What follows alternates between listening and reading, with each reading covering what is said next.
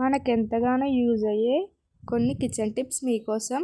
First ఏంటంటే ఇలా 2 glasses use చేయకుండా ఉంటే జంగు పట్టి ఎంత విడదీసినా విడిపోవు కదా. సో అలా అయినప్పుడు మనము వాటర్ బాయిల్ అవుతున్నప్పుడు ఈ గ్లాసెస్ని అందులో పెట్టడం వలన గ్లాసెస్ అనేవి ఈజీగా రిమూవ్ అవుతాయి.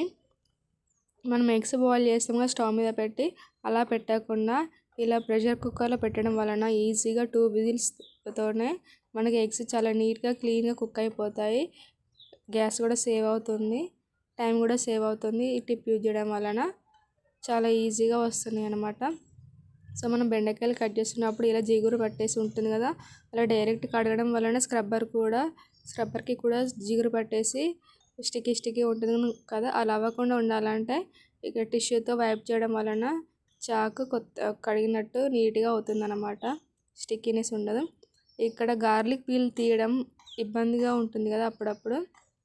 సో అలా అవ్వకుండా ఈజీగా తీయాలంటే గార్లిక్స్ని ఇలా విడదీసి రెమ్మలని ఒక 30 సెకండ్స్ ఓవెన్లో పెట్టడం వలన ఈజీగా రిమూవ్ అవుతాయి పీలు.